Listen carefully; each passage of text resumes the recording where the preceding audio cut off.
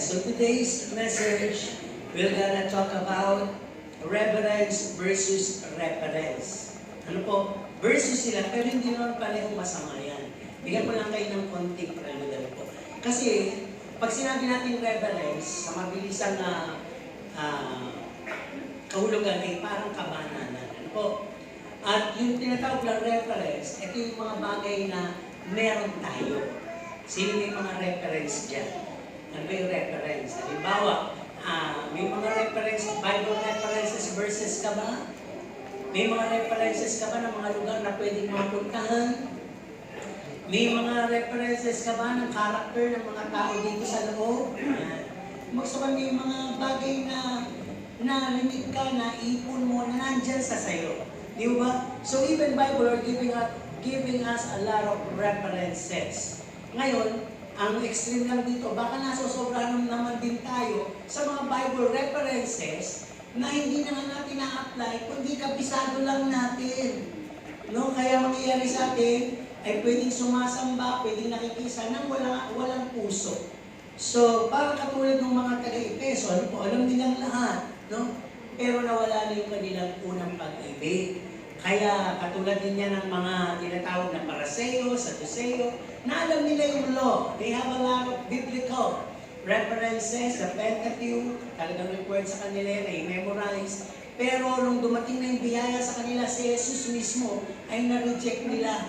Mas natuloy sila doon sa tinatawag na referensya sa mga batas. Kaya yun ang pag-uusapan natin. So ang ating pong mga talatay matatagpuan sa 2 Timothy 2:15, Isaiah 55:8 and 9.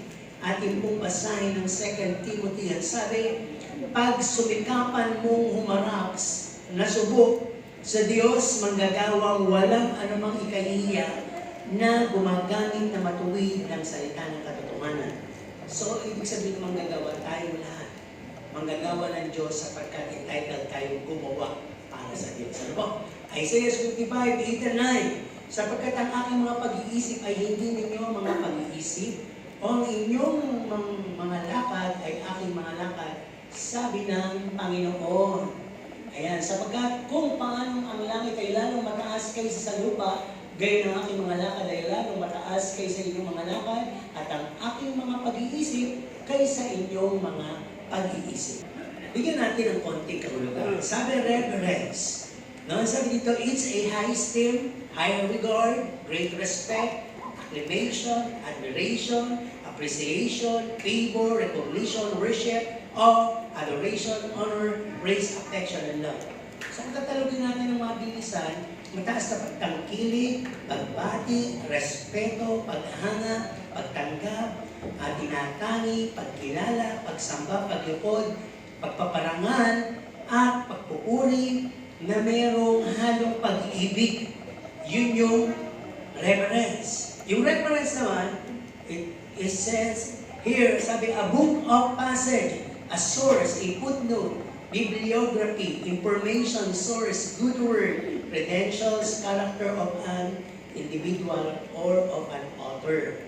No? Mga bagay na pasada, mga pinagmulan, mga kaalaman na tinipon, mga manunulat, mga impormasyon, mga mabubuting salita, mga bagay na patungkol sa kaugalian, personalidad ng tao o ng mga may akda.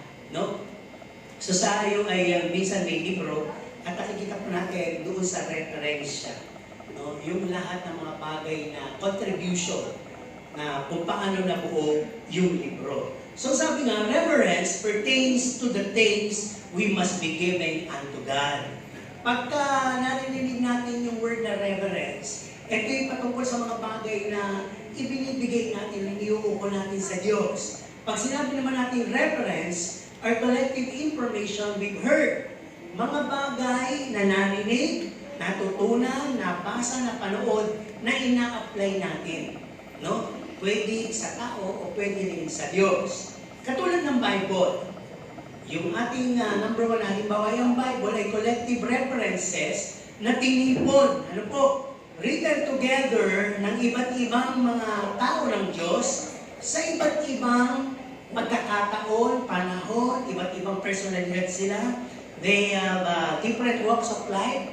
May matatalino, may mga simple lang, may pangkaraniwan, may doktor, may mangingisda, may propeta, ano po, may apostol. Pero lahat sila po ay inspired by the Holy Spirit. Kaya nabuo po yung 66 books of the Bible. Ano po, at natipon sila. Kaya nagkaroon ng magandang representation yung Bible sa atin. So sabi, as we look on this reference, or the Bible, there we find and learn how we can be effective and approved. Sa pagbabasa natin ng Bible, doon natin malalaman at magiging epektibo tayo of how we can approach God, no? Through His words. Na kung paano ba yung words din natin, yung action natin, yung offering natin, it should all be with reverence. So sa Bible, itinuturo. Lahat ng magiging approach mo sa Panginoon, ang paglapit mo sa Panginoon, ito man ay patungkol sa pagkakaloob, pananalita, aksyon, ito man ay tungkol sa kilos, sa pakikisama, lahat ng mga pagpupuri, kailangan ay may halo o kinakailangan ay puno ng kabanalan.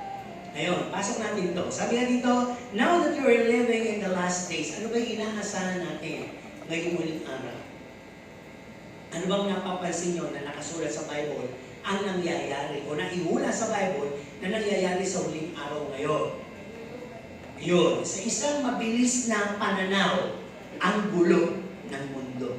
Kahit sa lupalop, anumang bansa, sagana man, o maayos man, may tinatawag silang mahusay na namiminuno, sagana sila, hindi maiwasan na may kaguluhan.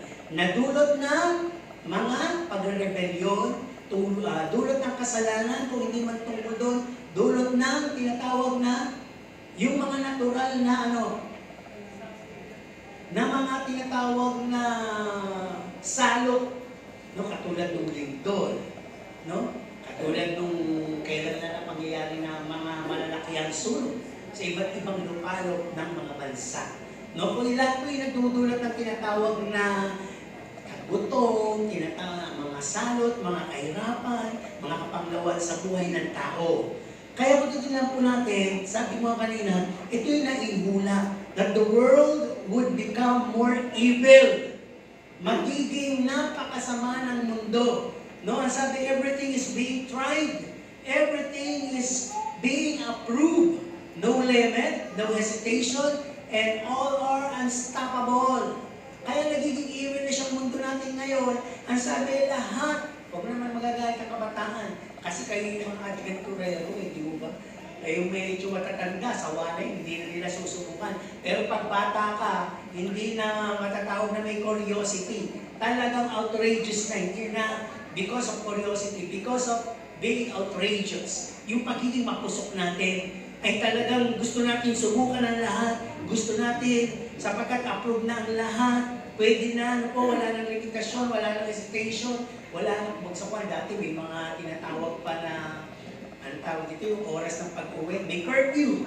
Diba ngayon, parang manakana ka, hindi na na-apply yan. Bahala ka, wanto sawa ka. Ang palabas sa TV dati, hanggang alas 10 na, alas 11, wala na. Ngayon, magsawa ka sa kanonood hanggang lumuha na yung mata mo. Di mo ba, patay ka na, may palabas pa sa TV, ano po? Ibig sabihin dito, magsasawa ka, hindi magsasawa ang mundo sa pagbibigay ng mga bagay na gusto mong subukan.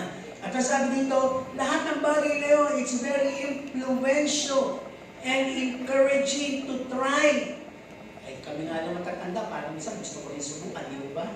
Pero sabi nga, mas pro na inihain ito sa mga kabataan.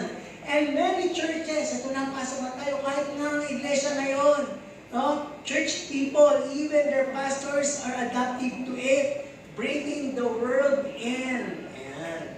May mga iglesia na halos dali na ang mundo sa loob ng local church. Kaya nga matatawag natin in this time, in these last days, it's a wholeness of compromise. No? Hindi na natin makikita yung referensya. Parang lahat ng galing sa referensya. Kasi nakita ko to eh. Ito yung ginagawa nila eh. Sila nga ganun na eh. Ayan na. No? Tingnan natin, unang bahagi, the danger of leaving the biblical principles, preferences, and applying a man-made references. Bakit nangyayari ito? Na iniiwan na yung mga dating gawin sa iglesia, at tapos kung ano na lang yung mga nakikitang preferences o naihanda ng ibang tao na mas magagaling, mas malalaki, ayun ang na-apply. Ayun ang parang pinaniniwalaan. Why? Nangyayari ito, sabi dito, dahil maraming local churches ngayon ay in the state of slumbering. No? Cold, decreasing, and dying. Maraming local churches ngayon, lalo na sa Amerika, ang tinatawag na natutulog na lang, o nanlalagim na lang, o naglalagas na, at namamatay ng tuluyan. No? Isang church na yung napakalaki noon, napakasikat, pero namatay na dahil wala nang sumunod. Wala nang mga sumunod na maglilingkod sa Diyos dahil ang lahat ng membro nito ay puro matatanda. Ano po? Na hindi naman naisama kanila mga anak at apo. Puro sila lang masasaya, kaya lang unti-unti na silang namatay at naubos sila. Siyempre, wala nang gustong pumunta sa matandang pastor. Hindi ko alam kung ano nangyari sa pastor. Namatay na rin siguro, di ba? Matanda na eh. Kaya sabi dito, paano nangyayari ito? Number one, sabi dito, dahil na consistent members, wala nang dumadalo. No? Walang nananatili. May dumadalo maaari pero hindi members, attendee lang. Pangalawa, nasabi, maaaring ang mga mensahe ay lack in interesting things to spread or to talk about. Para bang paulit-ulit na lang. Nandun na lang lagi sa basic yung mga preachings. Ano pa?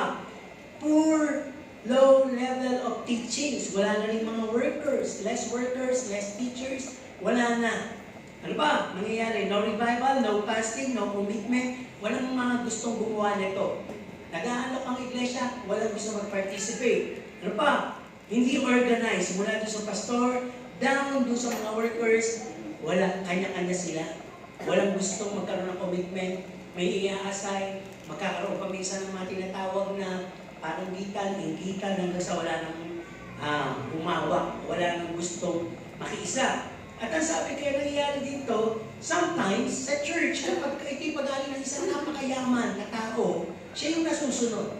Kung hindi naman yung mga members na mayayaman sa loob ang nasusunod. Kaya dadating yung panahon, mawawala po ang tibay ng iglesia nito. At ano pa? Ang sabi, walang mga kabataan na na-develop, walang mga kabataan na nag-commit, mas naagaw ng sanlibutan yung kabataan. Kaya ang church, mawawala, mamamatay. So sabi, ito ang nangyari. Ano po? Kaya may mga churches na nag-adapt ng mga palatuntunan, mga referensya, mga bagay na sa tingin natin, magkano kaya tayo ng experiment. Lagyan natin ng little touch of the world. Lagyan natin ng konting hipo ng sanlibutan. Konting, kung isang twist lang naman. Kung paano ba, ano ba ini-enjoy ng mga taong sanlibutan. Pwede naman natin medyo gawin yan sa loob, di ba? Kaya anong nangyari? Many churches has grown in numbers as they introduce some strategical method. Ito na po. No? They check in the location, the ambience. Doon tayo magtayo kaya, iwanan natin itong mukhang sinaunang iglesia na to, maghanap tayo ng kung saan may buhay, kung saan maraming dumadaan, kung saan malapit sa eskwela kaya, o sa mga tinatawag na mga venue ng mga may trabaho, call center, para yung mga gustong magsimba, makadaan muna. No? So the sick in the life of the city. Kaya naman, siguro nakita naman ninyo, nauso. May mga iglesia ay napunta na sa loob ng sinihan. Di ba? Napunta sa loob ng sabungan. Iba naman, dinaos na sa mga beach resort, sa tabi ng dagat. Iba naman sa events place. Iba naman sa hotel. Iba naman sa park, sa mall. And even in the house and garage of the rich people. Nawala na yung essence ng go and build me a tabernacle to preserve holiness. Gawan mo ko ng tahanan ng tabernakulo na kung saan doon po kayo kakatagpuin. So nawala doon. Kasi parang boring nga naman. Parang ang itsura ng church natin, burulan. Kaya parang walang gustong pumasok. Di ba? Siguro kung hindi pa ito natakpan na itong bubungan natin, church natin mukhang luma talaga, di ba? Dahil siya ay yari sa itis. Sabat tawag doon. I-bricks, di ba? Tapos nilulumot pa, di ba? Kala nga na iba dati burulan eh. Di ba? Dahil maliit na iglesia. So, nung bago dating ako dito, hindi ko alam ng tao pala sa ganito, bisita. Di ba? Bumibili ako ng ulam dun eh. Sabi, doon po pala kayo sa may bisita. Sabi ko, opo, may mga bisita nga po kami, mga Australiano po yun. Eh, kasi nga may mga bisita naman talaga dito, hindi ko naiintindihan. Ang ibig sabihin pala ng bisita, eh bago ko ako dito, wala pa akong punto nun eh. Ay, sa church, doon pala kayo nakatira, nakita nila ako, ibig sabihin, doon po pala kayo sa may mga bisita. Sabi ko naman, dito nga, nandito yung mga Australiano nun eh. Opo, doon nga po kami, may mga bisita nga po kami Australiano. Kaya hindi ko na nalalaman, yung pala yung nire-refer. So, tuloy tayo. So, nandun yung church, di ba sa labas, kahit saan ka magpuntang mall, may makikita ka na, ay, meron pala dito ang CCF, ay, meron pala dito Bread of Life, meron pala sila fellowship dito. Tayo nga, meron na rin tayo sa Walter Mart. Hindi masama, dahil hindi naman natin iniwan yung lingguhan dito. Amen? Okay, tuloy tayo. At ang sabi, ito na yung ginawa kaya lumalago ngayon ng mga churches. They set different lights, or disco lights, party lights, and they have this concept of concert setup, loud sounds, and yung mga tinatawag na lahat gawin natin na maingay, matunog, at mga ilaw na patay sindi. Di ba? At ang talagang gagawin natin ng ating mga tagapagpaawit ay talagang parang artista. Nagagamitan ng magagara at talagang parang gitan dapat ang dating. Ano po? So yan ang naging life na ngayon ng mga churches. Ano pa? They even encourage ibang churches para lumakila. O sige, kahit na nagsa-service tayo, yung mga nagugutom lumabas dyan, magkape, mag-soft drinks, may sandwich dyan, sarap ang palaman, mamimili na kayo, ham and cheese, mushroom bacon, o kaya naman ay donut. O sige, ngayon kung sino man ninyong matuloy na makinig, pasok na lang kayo sa loob. Di ba? I mean, gusto ba ng membro na araw? Siyempre, gusto kayo naman, kunyari pa kayo. Kasi naman kasi wala sa labas. Excuse me. Tuloy tayo. At nag-iimbita rin sila ng mga, sometimes kasi speaker, yung mga nabulagin ng mga artista, imbitahin natin. Natatandaan ko no, lagi natin na-imbita si Lucita Soriano.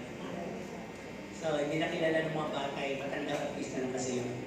So, si Lucita Soriano na imbitahan sa Balintawak, sabi niya isang mayaman na member namin dito, Pastora, totoo ba tatating si Lucita Soriano sa revival natin?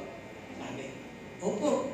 Kasi nibig ko yung mga anak ko, ano mo naman yung mga anak ko, mga sosyal yung mayayaman yun. Eh mga hindi mating, sayang naman kung hindi dadating. What's the essence? Naimbitahan lang yung anak niya dahil may artista.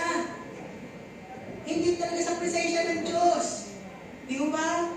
At ang sabi, kung dumating man yung anak niya doon sa church at hindi dumating ang artista, sayang. Di ba? Ano saan ang reverence doon? Ayan, yun kasi mga pauso ng ibang churches, para talagang lumaki lang ang kanilang tinatawag na crowd. Ano pa? They even filter the preachings. May mga leaders sila, huwag ka magpe-preach tungkol sa LGBT, huwag ka magpe-preach tungkol sa adultery, huwag ka magpe-preach tungkol sa money, huwag ka magpe-preach tungkol sa masasamang ugali, basta tungkol lang kay Kristo, sa pag-ibig ni Kristo, sa biyaya ni Kristo, pagpapala ni Kristo, maraming umapaw na pagpapala, siksik-liglig at nag-uumapaw. Yun lang ipe-preach mo. Napakasarap naman ng ganong church, di ba? At ang sabi, they even introduce feasting and eating every single gathering. Kung gusto nyo masaya tayo, magdala kayo lagi ng baon. Potluck tayo lagi. Di ba? Yun yung mga strategy. Hindi masama. At sabi nga, they even have this pulpit parading. Hindi mo malaman sino ba talaga yung pastor dyan? Sino ba talaga yung coordinator? Sino ba talaga yung backup singer? Sino ba yung lead singer dyan? Ang dami mga nasa pulpito. Di ba? Yan. Ang sabi nga, all is liberated, no dress code, no restrictions, all genders approve. All dress code, approve. Labas mo yung tiyan mo, okay lang, bahala, ikaw naman ang kakabati. Di ba parang gano'n eh. Iklian mo yung palda mo, bahala ka. Ikaw naman ang hila ng hila niya. Iklian mo, tas hila ka din naman ng hila, di ba? Parang lahat gano'n. Gano'n na yung nangyayari, wala nang reverence. Ngayon, sabi nga dito, Ano nangyari? Yung may strategy na yun. The answer is yes. Guaranteed. Members increase and grow in numbers. All become interested and unstoppable. Dadami nga yung mga attendee. Pero unstoppable na yan. Hindi mo na yung pwedeng bawalin. Dahil yun na ang kanilang nasimulan. Kaya sabi, word gesture is in the church. It's in the house. Only the lyric of the song stays in the gospel. Aba, sa ibang churches nga, nabalitaan namin nun eh. Yung talagang gesture ng mga rakistang nagigitaran, napakajud-kajud, gano'n na nilang ginagawa. Di ba? At nagkakaroon ng mga talagang wild ang dating. Ano po?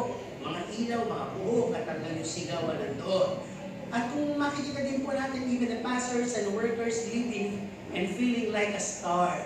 Parang mula sa workers hanggang sa pastor, parang lahat sila artista. Di ba? Parang mga sikat. Di ba? Nanonood po ba kayo na Showtime? Yung parang gano'n, parang ang daming nasa pulpito, parang ang daming lahat, may kanya-kanyang hinahangaan. Pag sa church, nangyayari to, may kanya-kanyang gusto ko, magpakanta yun. Ayoko. Ay, may fans club po ba dito? Hindi naman tayo followers nila. Sila ang kailangan makahikayat sa ating sambay ng Diyos. Sa Espiritu at katotohanan. Kaya lagay nyo sa inyong isip at puso to, sino man yung nagpapakanda dito, sumunod kayo. Dahil yon ay leader para magpakanta at sambahin ng Panginoon. Amen po ba? At kayo ng mga nagpapakanta, gawin ninyo ang inyong buong makakaya to lead the people of God in worshiping Him in spirit and in truth. This is not your own concert. This is not your performance. This is for God's worship in spirit and in truth. Ano po? At ang sabi dito, yes, guaranteed yun. Ang sabi nga, no restriction, anything goes. Yung tinatawag na public display of affection, pwede. Sige, magyakpan kayo mula simula hanggang matapos. Bahala kayo naman ang makabubuo niya. Di ba? Walang dress code, LGBT, okay lang. Hindi po masama ito, hindi natin kinakondem ang LGBT. Pero kailangan malaman nila yung sinasabi ng Bible. Di ba? Kasi sa ibang church, may nagsabi sa akin sa ibang church nga daw, LGBT na community, nasa isang room, parang hindi po sila ang dami nila, almost hundreds na. Talagang they dress what they want to show about their personality. Kung gusto maging babae, babae ang dress like. Kung gusto maging lalaki ng babae, lalaki ang dress like. At pinag-aaralan daw na gawing usher. Di ba? And by the grace of God, dadating na lang daw pagkakataon, babaguhin sila lahat ni Lord. Pero di ba? Ibig sabihin, ang sa akin lang yung paano yung process muna. Di ba? Hindi pwede yung experimentation kasi hindi po inalis ang Old Testament, hindi Biblia. Ando pa rin tayo sa shadow ng Old Testament kung paano ka-restrict sa Old Testament ay kinakailangan sa New Testament. Hindi porke may biyaya. Ang dami kasing church, yung biyaya, mali ang approach nila sa biyaya. Para bang, nasabi nga, nasa biyaya na tayo, walang pilitan. Nasa biyaya na tayo. Hindi na kinakailangan yung takutan. Nasa biyaya na tayo, hindi na kinakailangan yung discipline. Nasa biyaya na tayo, hindi na kinakailangan yung pag hindi ka dumalo, nagkasala ka. Yung mga ganun, di ba? Nasa pamamaraan naman kasi ng pagsasabi yun. May biyaya po, tama. Pero, wag po natin i-flex sa pag-abuso to. Nakuha nyo, huwag natin abusuhin. Tatandaan pa rin natin yung word na, ito nga sa ating reference, di ba? Pagsumikapan mo, umanap sa Diyos. Kasi kung biyaya at biyaya, basahin mo, bahala ang biyaya magbigay ng unawa. Bakit pa sinabi ni Pablo na work out your salvation? Talagang may gagawin ka, hindi lang basta magre-relay ka sa biyaya. Ibig sabihin talagang nasa biyaya na tayo. Kailangan na makapasok tayong biyaya para lahat ng mga gagawin mo sa Panginoon ay hindi naman talaga sa pilitan. Hindi naman talaga mga bagay na hindi naman kinakailangan talagang takutin eh. Kasi pag may biyaya ka, papasok ang inspirasyon, papasok ang pag-ibig, papasok ang nine fruit of the Holy Spirit, papasok ang nine gifts of the Holy Spirit. O, di ba pag ganun ka, pero tatandaan po natin, hindi pa tayo perfect.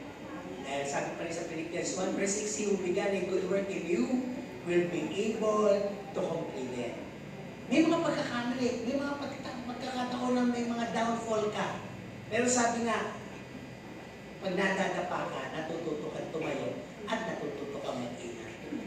Even pastors have downfall. May mga pastor din nagda-downfall pero nare-restore. Di ba? Even in our church, nangyari. Nag-split na po itong church na to how many times? Pero alam po ba niyo yung pagkaka-split ng church na to during my era, doon ako natuto. Nawala yung aking sobrang disiplina, naging medyo na diplomasya, di ba? Dahil talagang po hindi pa, kaya rin pa nung mangyari yung mga ganong bagay, eh talagang magtutuloy-tuloy tayo sa reparation meron tayo. I got a lot of reference. Nag-aral ako sa Bible school. Tapos, may nanay pa ako napaka-strict ng pastora, tatay. Mamanahin ko nga talagang lahat yun. So, nakalimutan ko na mas nauna na yung mga reparation na yun sa buhay ko bilang pastor. Nakwento ko na ba sa inyo? Gusto ko ba ng kwento?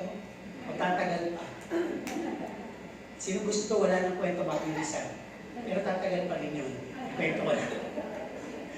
Di ba? Kaya kasama namin si Brother JC Luspi. Mga workers niyan, kasama ko. Palilit pa sila Jerson, binibili namin ng gatas yan, pagtas ng service. Sama ko si Brother J. Driver, si Pastor Luspi, taghapon, pinabili ko. Nagpagasolina kami dito sa gasolinahan dito, pagtapos sa school, may gasolinahan, di ba dyan?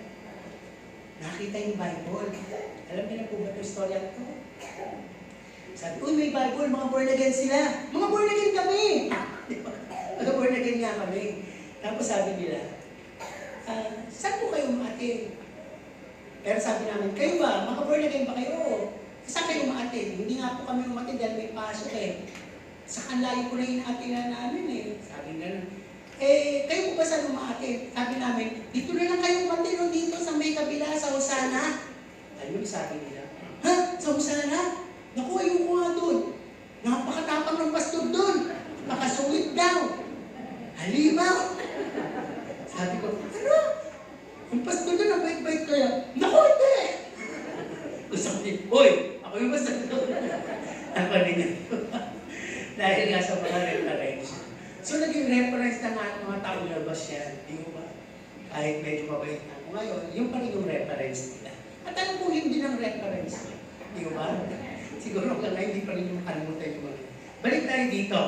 Ang sabi nga, sa pagpapatuloy natin, may mga churches. Yes, guaranteed yung ganun mga style, no? No restriction, pastor and preach carefully. At ang sabi nila dito, yung is keeping hurting truths. Nagpasa natin yung mga katotohanan masakit, yung mga serong masasakit. Ayan. Instead, palitan natin ito, o gawin natin, i-generalize natin ang mga preaching. No, puro love and God's mercy and grace for all. Ayan. Kaya yung mga tao dumadami. Pero ang ugat, mababaw. Mababaw lang po. Okay. Yan ay pangalawang punto. Ang tanong natin ngayon, where is the so-called reverence that is suited for God? Pag gano'n na yung nangyari sa mga napag-usapan natin before. Nasaan yung kabanalan na para sana sa Diyos? Wala nang umahanap to please God. Sa mga churches na yon, instead, ang hinahanap ng pastor, ma-please yung tao. At hinahanap din ng mga tao pumapasok, ma-please sila. Saan ba may upuang malamig, yung masarap? Saan ba may maiinom na kape, yung mainit? Saan ba may sandwich dito na may palaman? Meron bang donut para naman sa anak ko, nagugutom lang haba kasi ng service. Di ba? Nasaan ang reverence doon? No one bow down and humble themselves before God. Sa kanila, kung anong oras nila gusto, wala nang commitment, o may pang-umaga, pang-tanghali, pang-hapon, pang-gabing simba, kung saan mo gusto. Paano ka makakabuild ng fellowship? Pag may lakad ka, o sa gabi ako aate. Pag wala kang lakad sa umaga, pag may tinanghali ka, sa tanghali ako. O, paano ka makakabuo ng kapatiran sa ganun? Hindi nga, masama tinglan. No? At ang sabi nito, no more submission, no one tend to have a teachable spirit. Parang lahat na lang nagpre-preside. Parang lahat tayo, tingin natin sa ating sarili, professional si pastor, professional associate pastors, lahat tayo dito, professional. Kailangan magsimula tayo ng 10, matapos tayo ng 11. Hindi tayo lalagpas doon. Di ba? Lahat ng ginagawa, pinagbobotohan ng mga professional. Di ba? Nasaan doon ang reverence? Ano pa ba ang Diyos? lahat na lang ay sa pantao. Sabi, no sensitivity to the moving of the Spirit. Wala rin pakikinig sa tinig ng Diyos. No? Sa ibang churches, ang lalaki ng relo eh. At may mga nakatayo. Ang sabi sa pastor,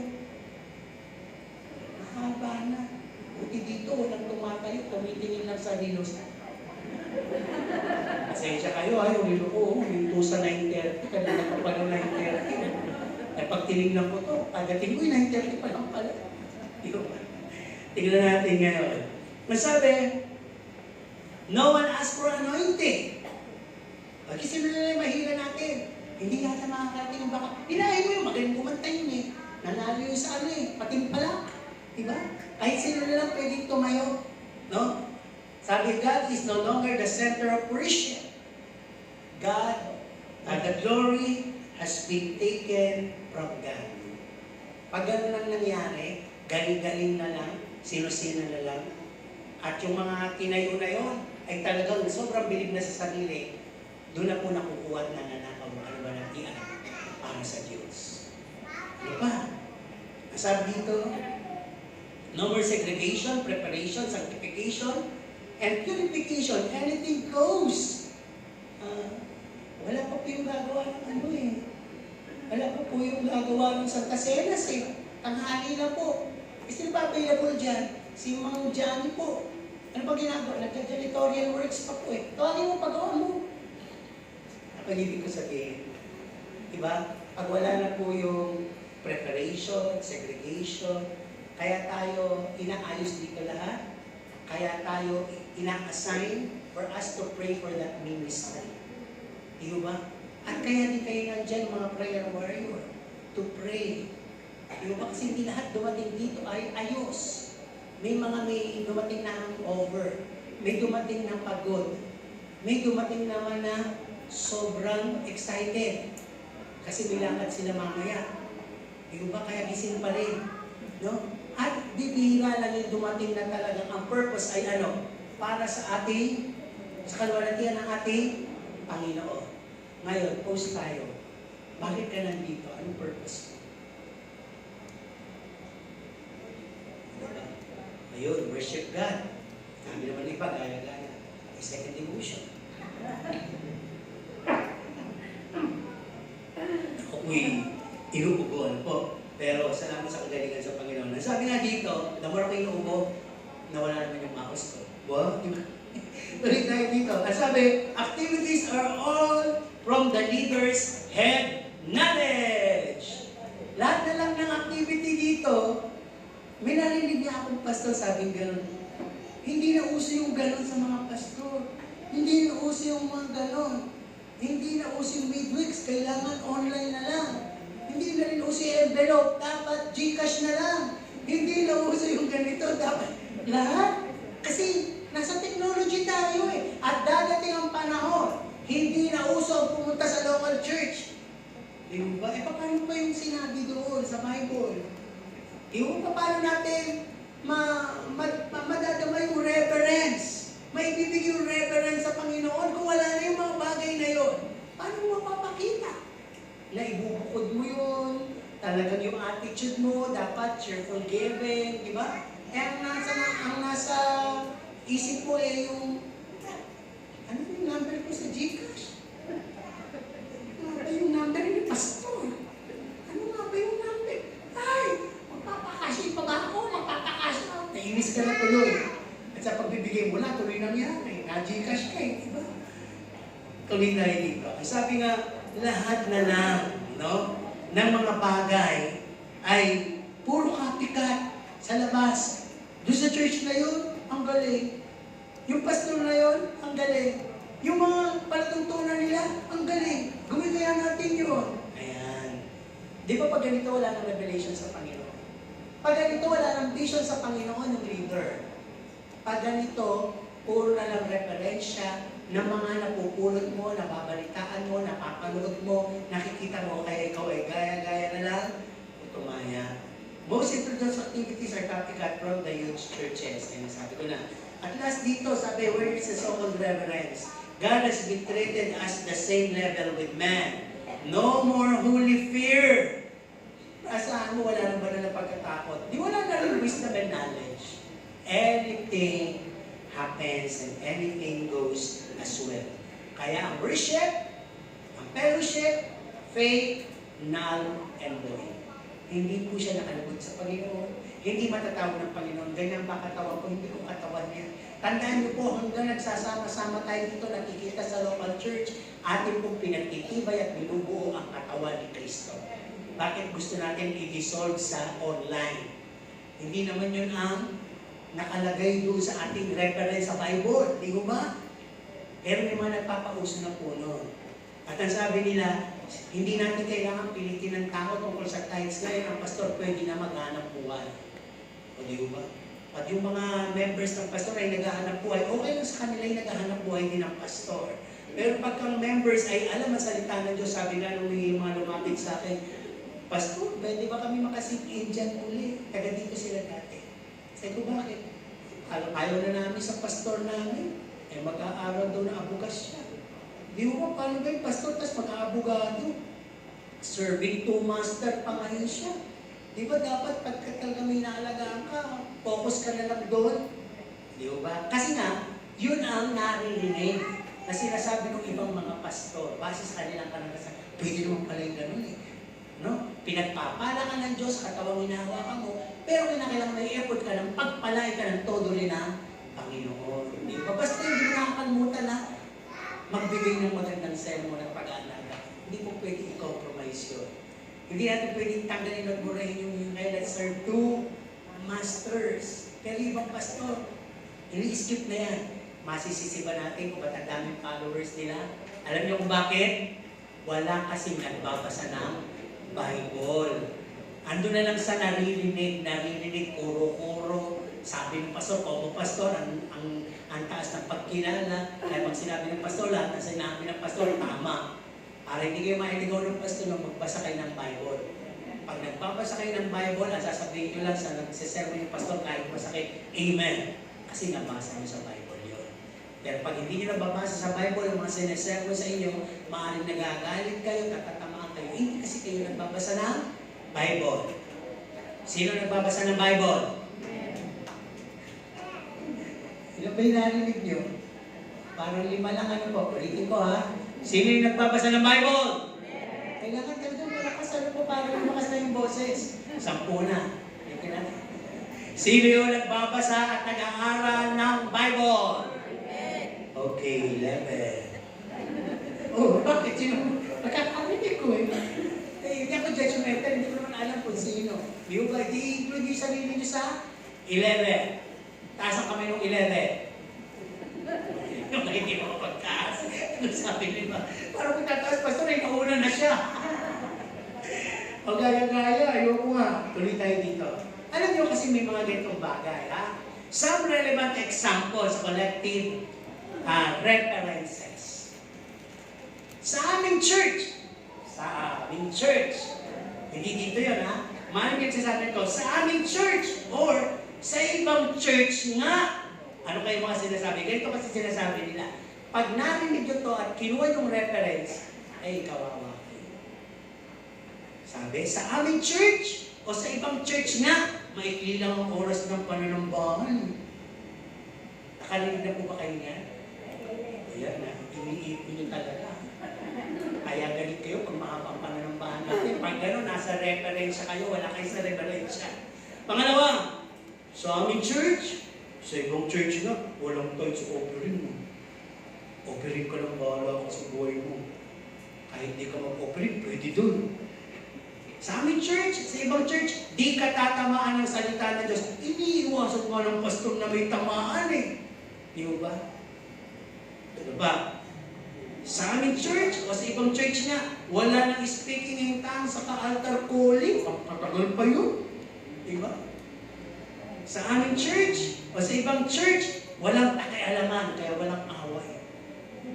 Lahat matigas ang liit. Diba? Sa ibang church, o sa aming church, o sa ibang church nga, laging may pakain. May pabaon pa. Dito ba? Kaya, sabi din iba, sa aming church, sa ibang church nga, ay, babyhin ka doon. Pag pumasok ka, ay, ikaw ang baby, habang buhay. Diba? Sa aming church, sa ibang church, ang sabi, di mahirap magka-ministry. Di ba? At ang sabi pa dito, sa aming church, sa ibang church, laging may outing. Ay, este, hayo pala. Pwede. Di ba? Nadulas eh, no? At ang sabi nila, sa aming church, at sa ibang church nga, ang bait, este, uto ng pastor. Di ba? Ganun ba yung mga bagay na narinig nyo na? O nakarinig na ba kayo ng ganong pag-umumpera? Kayong mga taga-usana, ewan ko dyan sa inyo, ang tagal na service. May tithes and offering kayo, ay natama pa kayo dyan. Nag-i-speak in tongues pa kayo dyan. Wala namang makain dyan. Bibira lang mag-outing. Ay, yung mga baby dyan, pinatatalsik. No? Ang hirap pa magka-ministry dyan. Yung pastor pa dyan, halimaw. Ako na nagsabi, bakit nananatili kayo dyan? Ako nasasagot. Hindi dahil doon. Dahil sa presensya ng Panginoon. Amen po ba? Kung talaga sa presensya ng Panginoon, mawala may pastor, namatay na yung pastor, halimbawa lang, mananatili pa rin kayo sa presensya ng Panginoon. Amen? Ang loyalty ko kasi sa Diyos. Amen, diba? Hindi po sa mga pastor yan, sa Diyos pang loyalty. Okay, pangatlo, punto. Reverence worship is what God requires. At dito tayo matatapos. Reverence. Ano ulit ang reverence? Kabanalan. No? Consecration. Pag sinabing consecration, tayo po chosen na binukod na tayo ng Diyos. Ewan ko lang sa inyo kung binukod nyo rin sarili nyo. Kayo po ba hindi na, mabilis ang tanong ko, kayo po ba hindi na nagsusugal, hindi na naglalasing, hindi mga kabataan hindi na nagdadabog, hindi na lumalaban sa magulang, hindi na naglalakwat siya, nagkakating classes, o ano ba yung sa tingin natin medyo masama lang? Pwedeng sabihin, kasi ako lubusang binabago ng Diyos. Okay. Pero learn that God called you and selected you. You must be in the program of consecration for holiness. Talagang ibubukod kayo sa mga barkada, sa mga taong pwedeng makahawa sa inyo para mawala yung holiness. Kaya sinelect tayo for the best of God. Di ba pag nag-aalay sa Old Testament, pinipili yung pinakamaganda, pinakamataba. This is for God. Kayo ay sa Diyos. Dapat maganda. Good, nice, beautiful people kayo.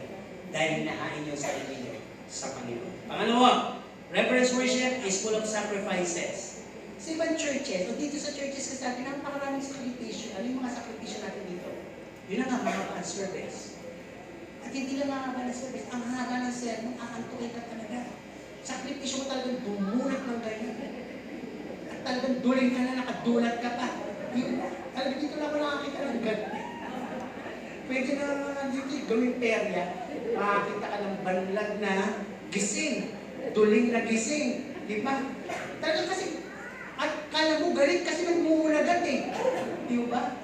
Pero nang pumasok normal lahat. Maya-maya, bago mag-uwi, ang pupungay na ng mata. Di ba? Mga beautiful eyes ang mga husana people. Amen po ba? Positive na po ba yan, ha? Okay. Talaga may sacrifice. Kaya nga may tithes and offering, di ba? You have to sacrifice the tenth of your kita. Talaga naman hindi kasi sa iyo yun eh. Sa Diyos naman talaga yun. Kaya sacrifice talaga yun. At yung talagang malayo ang pinanggagalingan mo. Wala kang masakyan. Naglakad ka tuloy. Talagang sacrifice yun. Yung ba talagang ginugutom na kami. Alam mo na hindi pa tapos. Talagang sacrifice yun. Sa iba nga, lalo na kung babalikan natin yung panahon ng Panginoon si Cristo, maghapon eh. Naglalakad pa nga sila sa malayo, di ba? Okay, reverence.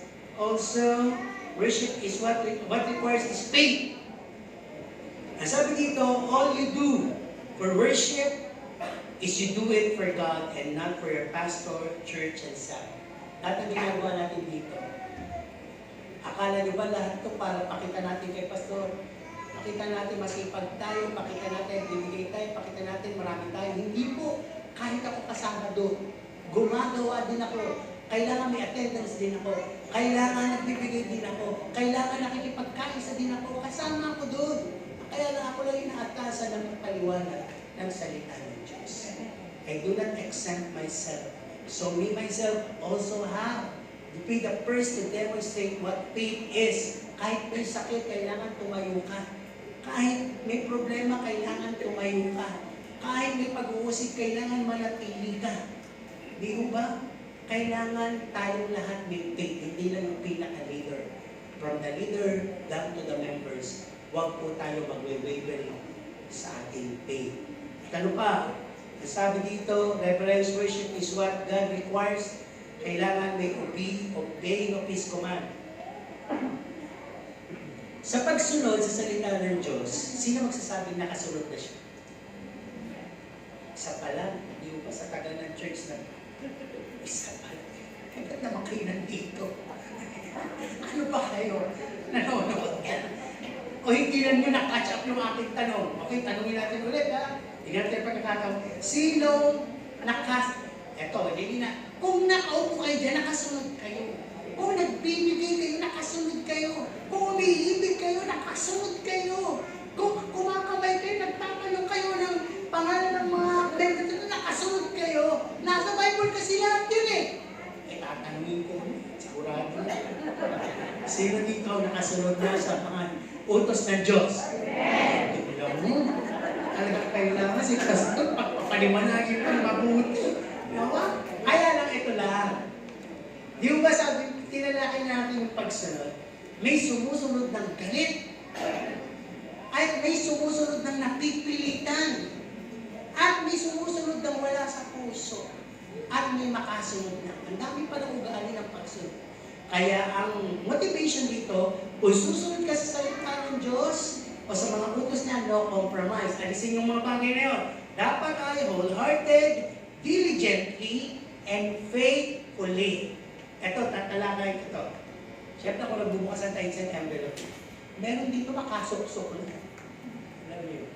Uy, kahit palibo yan eh. Pakailang kukulibo yung tanong ko, suksok. Wala ko pakailang.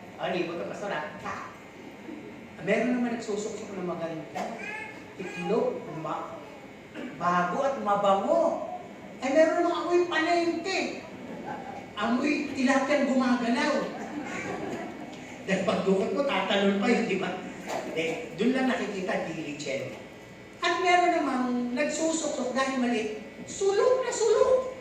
Hindi mo makuha. Bumuka tuloy yung tithes and envelope, nasira. Unado pa ako sa Scotch tape. Nakakatawa lang yung mga attitude natin. Pero kung maglalagay kayo, ano mang halagay niyan, maliit, lumamang bago, ilagay nyo ng maayos. Tinitingnan ng Diyos yung character natin. Ako, nilalagay ko pa siya sa isang papel bago ko ilagay nyo. Nakalagay siya. Kasi binubukod ko na yan ng linggo. Binubukod ko na yung total ng naging sum ng tithes dito. Kukunin ko yung 10%. Akala hindi ako nagtatides. Yung kabuuan ng binigay nyo, tinatides ko yun. Buti kayo ganun. At pagkatapos, at the end of the month, nagtatides pa po ako sa Balintawa. Yung tinatawag na tithes of tithes. Ang laki din nun. Kala nyo sa akin pupunta yung tithes, hindi. Yung tithes of tithes. Yung bawat 10% kada linggo, ibibigay pa sa Balintawa kayo. Sabi, parang napakalaking business na yun. Kung sakasakaling pwedeng magamit. Diba? Pero we sacrifice. We obey diligently. Di ba? Pwede ko lang sabihin sa sarili ko, okay, kapatid ko lang tatulad ito, mayaman pa sa akin yun. Bakit ko bibigay sa kanya? Pero walang ganang kinakailangan ng isip eh. Kasi yun ang utos eh, di ba? And give it faithfully. Di ba? Nakikita naman namin yung biyaya. Nakikita namin dumadating, siksik, liglig at umaapaw. May mga bagay na hindi mo ginusto sa buhay, pipiliting ibigay sa iyo para maranasan niya. And that is God's blessing. Diba? And last na to ha. Sabi dito, reverence worship is what God requires. Worship. Sino ba yung sumasamba ng may totoong espiritu sa harap ng Panginoon? Kasi kailangan pala pag sumasamba kayo with wisdom and knowledge. Para magkaroon ka nun, dapat pala may holy fear. May banal na pagkakakita. Para magpakilala ang Panginoon sa iyo habang sinasamba siya. At sabi dito, when you worship, you should have a brokenness and open heart, hindi reservado. Ang Ibig sabihin, kung may galit ka, biyakin mo yan. Kung may mga alinlangan ka, may mga bad references ka, biyakin mo yan. Hayaan mo linisin ng Panginoon. At ang sabi sa worship, offer yourselves as living sacrifice, holy and acceptable. Kayo nga, marunong kayo magsabi, marunong kayo umayaw sa ayaw niyo. At marunong kayo pumili ng maganda. Ang Panginoon pa kaya? Kaya present yourself unto God. At sabi dito last, we worship to exalt, to magnify, and to glorify God. Yung word na magnify, dapat wala ibang makikita dito na malaking issue, kundi ang Diyos na. Ang Diyos na ang pinunta ko, ang Diyos na pag-aalaya ko, ang Diyos na humihipo sa akin, ang Diyos na mangungusap sa akin, ang Diyos na bahala sa akin. Magnify. Di ba? Glorify. Hindi ko ito ginagawa para kay pastor, hindi ko ito ginagawa para sa katabi ko. Ginagawa ko ito sa iyo. Glorify God. And exalt. Wala ka bang pupurihin? Magaling siya, purihin ang Panginoon. Sa isip mo lang yan, ang galing ng aming tagapagpakalanggan. Purihin ang Panginoon, ang ganda ng preaching. Purihin ang Panginoon, ang ganda ng crowd. Purihin ang Panginoon, ang ganda ng Panginoon. So lahat po yun sa Panginoon. Kaya kinakailangan malaman natin mabuti, nasan ba tayo? Nasa reverensya o nasa referensya? Dahil kung referensya, aanay mo yung napakadami mong alam na versikulo kung wala naman ang puso. Hindi rin po yung katanggap-tanggap sa Panginoon. Kailangan kung lalaki sa Panginoon, it is full of reverence.